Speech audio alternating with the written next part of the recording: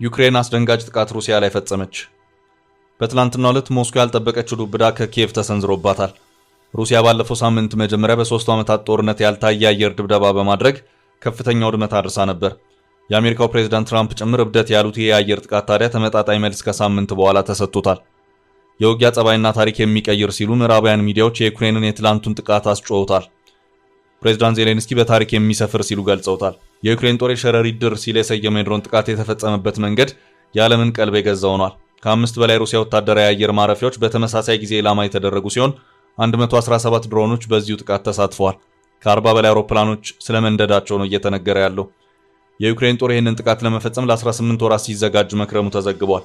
ለወትሮው የዩክሬን ጦር በግዛት ሆኖ ወደ ሩሲያ ድንበር አጥቂ ድሮኖችን ያሻግር ነበር። እነዚህ ድሮኖች በሩሲያ አየር መከላከያ በቀላሉ ስለሚለዩ እንዲወድቁ ይደረጉ ነበር። የአሁኑ ጥቃት ግን ሞስኮን ሰርፕራይዝ ያደረገ ነበር። አውዳሚ አጥፍቶ ጠፊ ድሮኖቹ ሩሲያ ውስጥ በድብቅ ተገጣጥሞ በከባድ መኪናዎች ተደብቀው ወደ ኢላማቸው ተጓጉዘዋል። ኢላማቸውን ሲጠጉ ከጭነት መኪኖቹ እየተነሱ ከፍተኛ ውድመት አድርሰዋል። የውጊያ ታሪክን የቀየረ የተባለለት ይሄ ክንውን ነው። በጥቃቱ 40 የሩሲያ ወታደራዊ አውሮፕላኖች የወደሙ ሲሆን ከነዚህ ውስጥ ስትራቴጂካዊ ቦምብ ጣይ የሆኑት ቱ-22 M3፣ ቱ-95 MS እና ቱ-160 ይገኙበታል። አጠቃላይ ውድመቱ ከአሁኑ ወደ $7 ቢሊዮን ተገምቷል።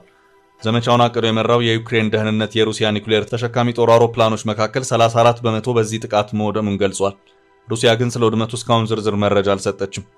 ኪየቭ ከግዛቷ 4000 ኪሎ ሜትር በላይ ወደ ሩሲያ በጥልቀት ገብታ የፈጸመችው ጥቃት ዓለም አድንቆላታል። የሩሲያ መከላከያ ሚኒስቴር በርካታ የውድመት የቪዲዮ መረጃ ያለውን ጥቃት ያመነ ሲሆን በተለይ በሁለት የጦር አየር ማረፊያዎች ላይ በርካታ አውሮፕላኖች በእሳት ተያይዘው ሲወድሙ ታይተዋል። ሩሲያ ባለፈው ሳምንት ከ470 በላይ ድሮኖችን ያሳተፈ ድብደባ ማድረጓ ይታወሳል። የትላንቱ የዩክሬን ጥቃት የበቀል መልስ ሆኖ ታይቷል። ፕሬዝዳንት ዜሌንስኪ አስደናቂ ውጤት ሲሉም አሞካሽተውታል። ከ18 ወራት በላይ ዝግጅት ያደረገችበት ይህ ጥቃት ሚስጥሩ እንዳይወጣ ለማድረግ ለየትኛውም አጋሮቿ አላሳወቀችም። ድሮኖቹን የማምረት የመገጣጠምና ለጥቃት የማዘጋጀት ስራ ሲሰራ የነበረው ከሩሲያ ጦር ማዘዣዎች አካባቢ መሆኑ ሌላው ግርምት ፈጥሯል። ድሮኖቹ ለጥቃት ተዘጋጅተው እንዳለቁ ያንን ሲያዘጋጁ የነበሩ ዩክሬናውያን ሩሲያን ለቀው ወደ ዩክሬን ተመልሰዋል። በመቀጠል ድሮኖቹን የያዙ ኮንቴነር መኪኖች ወደ 9 የሩሲያ ግዛቶች ተሰማርተዋል። ከዚያም በ9 የአየር ማረፊያዎች ውስጥ ያሉ 40 ስትራቴጂክ ቦምበሮችን በሪሞት ኮንትሮል እንዳልነበረው አደረጓቸው። ድሮኖቹ AI ተገጥሞላቸው ስለነበር ኢላማቸውን በራሳቸው ያሳኩ ነበር ተብሏል። ፕሬዝዳንት ቮሎዲሚር ዜሌንስኪ ክስተቱን በታሪክ ተጽፎ ይቀመጣል ሲሉ በጀብዱ ተሞልተው ገልጸውታል። ሩሲያ ጦርነቱን ካላቆመች ገና የምትከፍለው ዋጋ ውድ ነውም ብለዋል።